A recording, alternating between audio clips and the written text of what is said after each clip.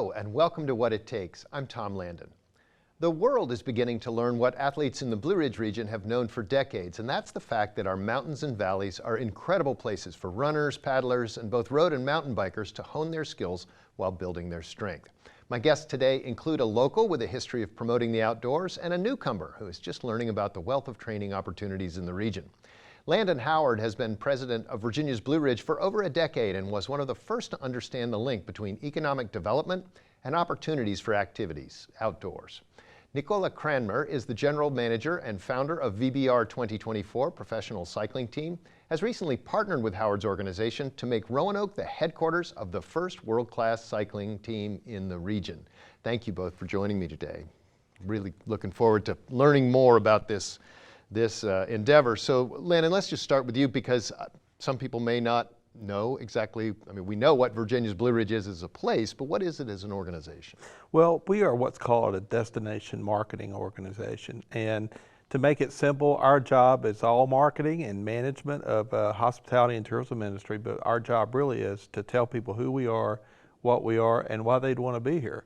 And as such, we say we're the first state for economic development. And what is the region that you consider to be Virginia's Blue Ridge? Well, we're very fortunate to be funded by the City of Roanoke, the City of Salem, Roanoke County, Botetourt County, and also Franklin County. And but we also, since we're a trade organization, we represent really an area about an hour out from downtown Roanoke. And so people can be partners with us, and we represent everything we have that people would like to see.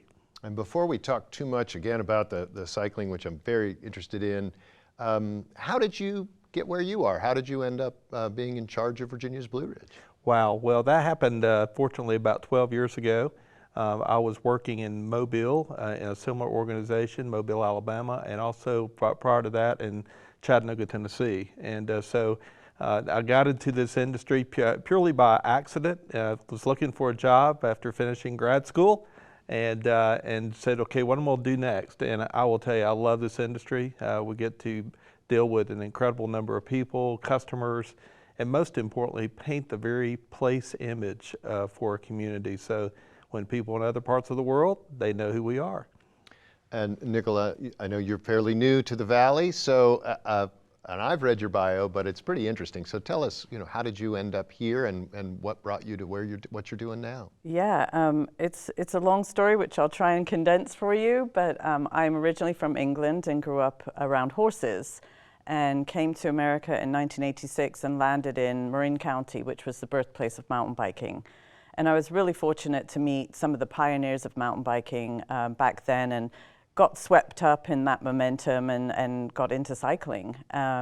Fast forward, I was doing some road racing on a co-ed team, and it was the women on the team were doing really well, but the men were getting all the support. So that annoyed me a little bit, and so I said, I'm going to start my own team. And I didn't really know what that meant, but the words left my mouth, and I started a team. And 18 years later, here I am. Recently was living in Boise, Idaho, and I've been in the Roanoke Valley for 1 week. Well, welcome. We're very glad to have you here and looking forward to seeing your riders out. So you came to the sport as a mountain biker, but VBR 2024 is sort of all-encompassing of various types of cycling. Yeah, we traditionally were actually a road race stage racing team, and then we've always had a junior component to the team. So we have. What's a junior for those who don't know what that category means? So we have a professional team, and then juniors are under 18 or 17, under 17 actually racing age. So anywhere from, our youngest is age 9 at the moment. And so, we have this incredible wealth of knowledge on the team from our professional athletes, which are, some of them are Olympic medalists. And so we have these built-in mentors and role models that we can share experiences with these young athletes. And you talked a little bit about the lack of support in your original experience for the women. How does it kind of compare nationally and internationally?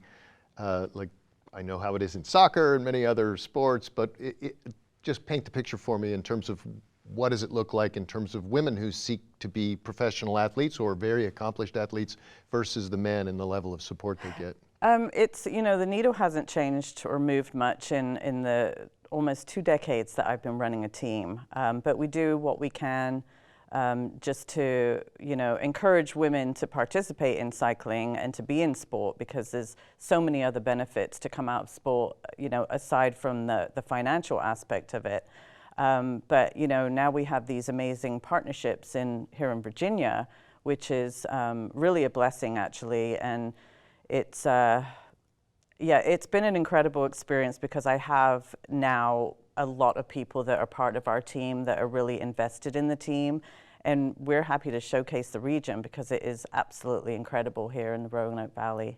Well, and you're coming into a place where we don't have a history of having professional cycling here, so you guys are going to get the lion's share of the support of what's happening in this region. Yeah, it's exciting, and I've been able to get out on the roads actually this week just for a couple of rides, and honestly, it's some of the most beautiful riding I've ever done. And I tend to go more towards mountain biking and gravel riding, but I went out on the roads and phenomenal riding. Yeah, very lucky. It is a great place to ride. Landon, you've watched as the landscape of cycling, especially mountain biking here, has really changed in recent years. Talk about where we are and where we want to go in terms of what's in place for people to ride, what attracts people to come here to ride. Absolutely. First of all, our outdoors is incredible. We pretty much say if you don't need a ski slope, we have it. And we've literally identified well over 1,000 miles worth of trails, whether it be hiking trails, biking trails, whether it be water trails. And for a fact, when we market ourselves, we say, come to Virginia's Blue Ridge and be a trail setter. And they can do that in arts and a whole variety of different things that we offer here. So I will say that our outdoor product has been really growing incredibly, but really significantly due to the pandemic. People were looking for things to do, and of course they weren't going inside, they were looking for things outside, and we had just been working with the International Mountain Biking Association, and we've received the designation of being the only silver level ride center on the East Coast. So what does that mean to be a silver level riding center? Well, it actually means that we're one of only 11 such silver level ride centers in the world. And so that's a huge opportunity for us. And so we decided to stake our claim as America's East Coast mountain biking capital. So what we're doing in mountain biking is just part of what we do in marketing our cycling products and our trails and the opportunities that we have for people to come here. And now that we know that we have a second Amtrak train coming in from DC, and you can put 4 bikes per car, and DC is now our #1 market for people coming in as visitors. This is going to be a really huge opportunity for us. So tell me, Nicola, how did you two connect? How did that happen? It was actually through Sam Worthington from the Roanoke Times. He was a friend of mine from the Bay Area when I lived in the Bay Area for almost 20 years, a cycling friend. And, he met Landon and was doing some work with Virginia's Blue Ridge, and he said, hey, I've got this, unique opportunity, and he reached out to me, and then we never looked back. And this was only at the end of last year, and it came together really quickly. It was very serendipitous. There's a lot of local connection here already, and it just feels really organic and right. That's good. And Landon, I'll let you talk about exactly the level of support, because it's quite significant. What is your organization doing to support Nicholas? Well, first of all, I must say that hats off to the Virginia Tourism Corporation. When they heard about this opportunity that we were going to have to bring in 2024, they immediately said, hey, we won't be part of it. And so they are putting $200,000 a year into helping bring this team here. So they're not just Virginia's Blue Ridge team, it's Virginia's team. And I have a great deal of admiration and gratitude to Rita McClenny, who's the president of Virginia Tourism. She sees how important it is, really from the standpoint of not only sports and outdoor sports, but in terms of equity and diversity and supporting women's sports. Men's sports have always gotten a lion's share of sponsorships, et cetera, but we want to really elevate women in sports, and not only here, but throughout the country. Well, it's interesting, we're just coming off the Winter Olympics here, when at the time this is taped, and this will run later, but when we do the medal count, we don't count how many medals did the U.S. men get or how many medals did the U.S. women. It's generally how many medals did our Olympic team get, right? So in that sense, we should be on even footing. You talk about wanting to promote the sport, and I know you just got here, so I'm not putting you on the spot, yeah, but no, it's okay. What kind of things have you thought about that you'd like to do to encourage especially young women, girls, to consider cycling as something that they might be interested in? Yeah, I mean, school visits is something that we've done, and what that entails is, going into a classroom or having the classes empty out into the playground, and they meet the athletes, and sometimes it's a skills camp, or sometimes it's just a conversation about what are your goals, whether they're on the bike or off the bike, or in sport or in academics. We have these amazing role models, and sometimes you just have to get in front of these kids. If you can't see it, you can't be it, and that's really important. And we get a lot out of just being actually in front of the kids. And I think just from speaking to a lot of the girls on our team over the last 2 years and everything that they've gone through emotionally through the pandemic, I think it's even a more important time to lean into the youth right now and just give them extra support and encourage them to get outside and lead healthy lifestyles. And, that's important to me. But also, these kids in high school, a lot of them don't know that you can actually get a college scholarship through cycling. And you're probably aware of that. I knew it existed in some places, but you don't think about that. You got everybody's chasing lacrosse and soccer and basketball, football scholarships. Yeah.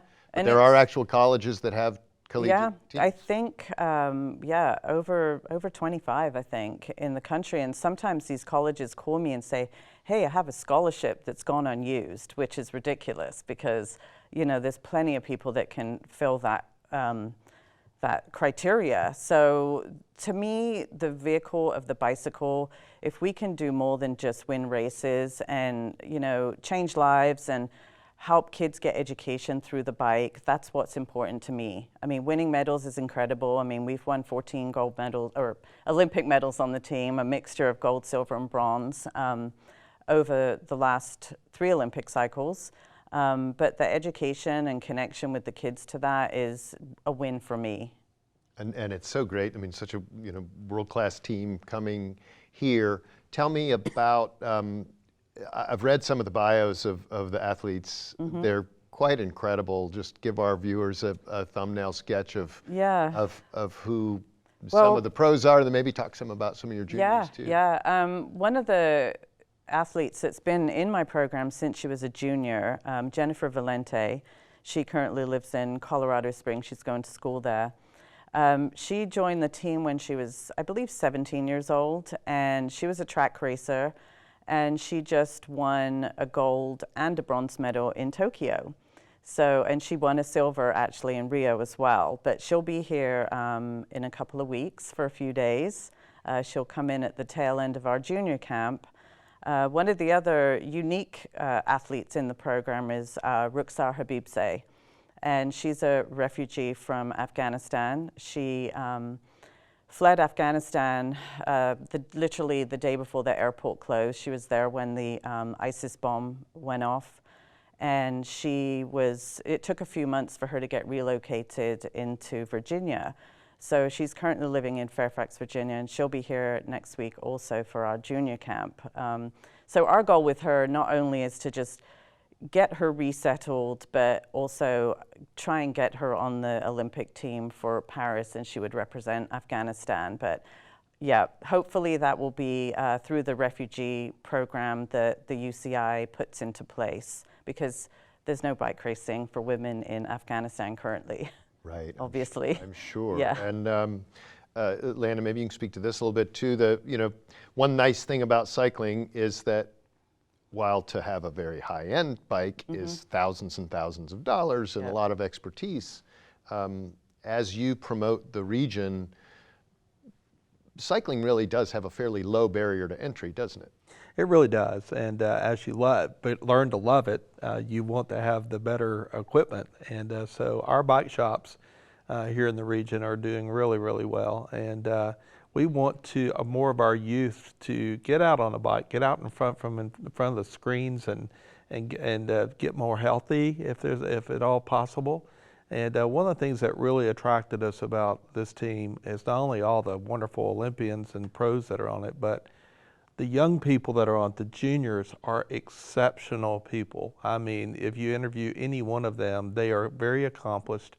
And as one of my friends who's a third grade teacher in the city of Roanoke Public Schools has said, I would love to have any one of these young ladies come to my class and inspire my students that they can do better, they can achieve and higher goals. And he said if they get I mean, just the level of focus it requires to, cycling isn't all physical, is it? There's a huge mental aspect to it. Yeah, and having these girls be a part of a team, that transfers over into the workplace. I mean, my goal isn't to encourage these girls to become professional cyclists because we know how hard that is. But to be a part of a team and have all those skills that come along with it, from time planning to just being a good teammate, goes a long way. So, just being part of something like what we're doing has its benefits, And just to make sure that our viewers are clear, the significance of the name VBR 2024 is connected to the next Olympics, is that right? Yeah, back in 2010, typically for a professional cycling team, a title sponsorship can change every couple of years.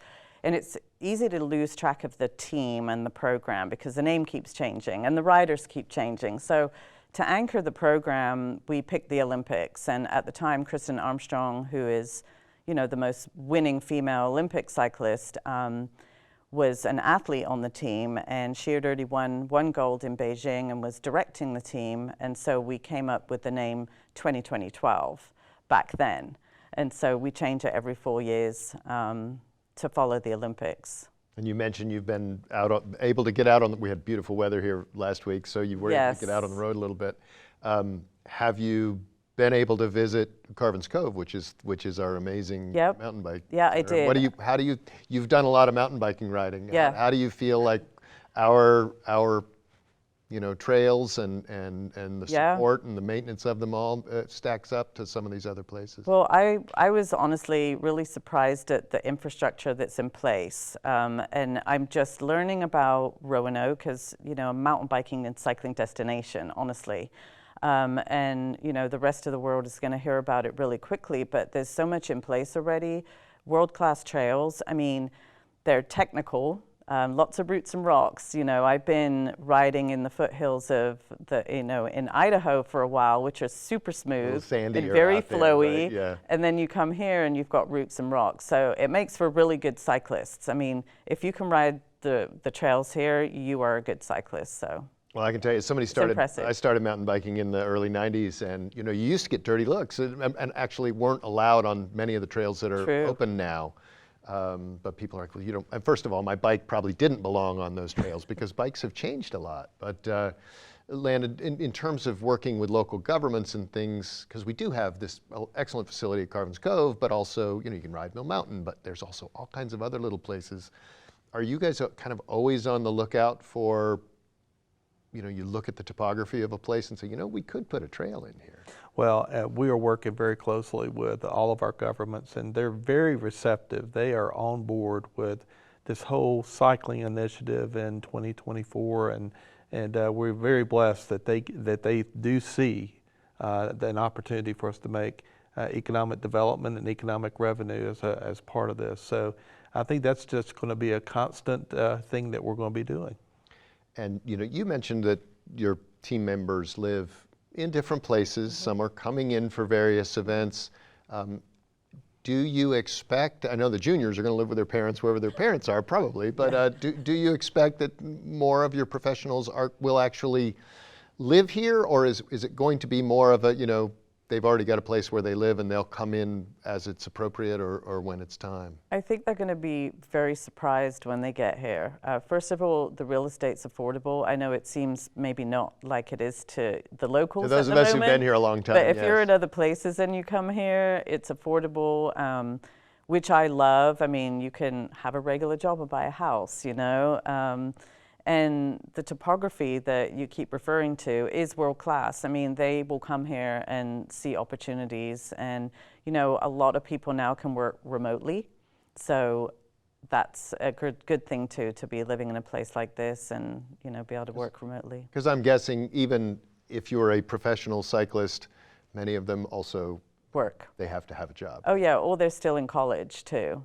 Yeah, and we really encourage balance anyway, because women typically are training maybe 2 to 3 hours a day at the most. So what are you doing the rest of the day? You know, you might as well keep a foot in the workplace, or at least continue your education for life after cycling. It's a smart thing to do. What does the support look like for them being a member of a team? What does that kind of include for a team member? It depends what level. I mean, you can get a stipend, a salary, all your expenses are paid for, your equipment's paid for, everything's paid for that is to do with bike racing, plus a salary.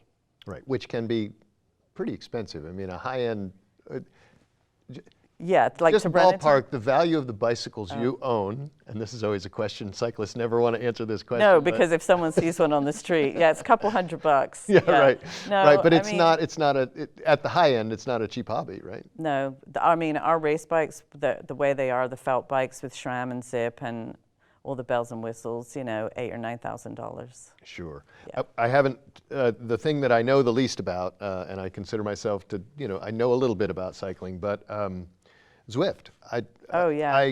That was new to me. So, Landon, you take the first crack at it, and then we'll talk to Nicola. Well, certainly the pandemic has brought things like Zwift to become much more popular, and I will let her tell you a little bit more about it, because she's really got a great relationship with them, and it's going to be a great opportunity from a marketing standpoint for Virginia's Blue Ridge. So what is it? What is Zwift riding? So Zwift is virtual riding. So basically, you take your bicycle that you have. It can be a mountain bike or a road bike. You connect it to a smart trainer. We use Wahoo smart trainers, and your trainer talks to your computer.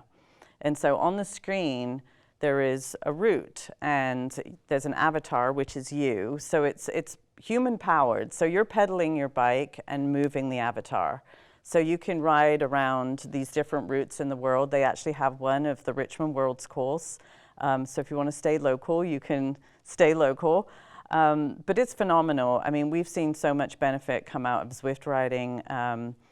With our juniors, you can ride with your teammates that are all over the country. Every Thursday at 7 a.m. we have a ride, which attracts a global audience, and that's called Virginia's Blue Ridge 2024 Road to Paris. Do people tune in to watch? Oh no, they ride with us. They ride with you. Yeah, okay. Yeah. So you get your companion app, sign up, 7 a.m. every Thursday, and we usually have anywhere between 300 and 600 people. We've had as many as 900 people from all over the world, and it's a great opportunity to talk about Virginia. Sure, to show it, we'll have to get a Zwift course that is our Blue Ridge Parkway or other regions. That would be right? good, yeah. I'm afraid if I did it, I would just be looking the backs of all the other avatars as they disappeared. No, it's great. It's a lot of fun. So, in terms of, I know you're just getting started. You're just here. So for me to ask you, like, what's the next thing you want to do? I know the first thing you want to do is probably unpack your boxes. But where do you see this going? Just even at 2024 or 2028. Yeah, I mean, 2028, the Olympics are in America. So where? Los Angeles. Yeah. So we have a lot of young athletes that will be training here and calling this their home training grounds, that will be having an eye on Los Angeles 2028. Paris, Tokyo, LA. What are those? Yeah, Paris is the next one, and they're too young for that. So Los Angeles would be the next one. But, my hope is, we're here for the next 3 years and hopefully even longer. And Landon, we're just down inside about a minute or a little bit more. It's 2024 now. How are you feeling about the way that it looks like this partnership is going so far? Well, we're so excited because this is really building a foundation, you know, in terms of our reputation as a sports destination.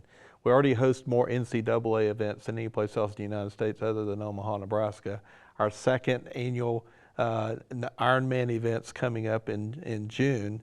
We've just announced 2024, and I will tell you that we've got a couple of really big announcements coming up as a result of bringing this team in. Well, I look forward to hearing about that, and time flies, but I'd like to thank you both for joining me today. Looking forward to the first time I get passed by the team while I'm out on a recreational ride here in our mountains. If you'd like to learn more about VBR 2024, I encourage you to visit their website. The address is on the screen. For What It Takes, I'm Tom Landon.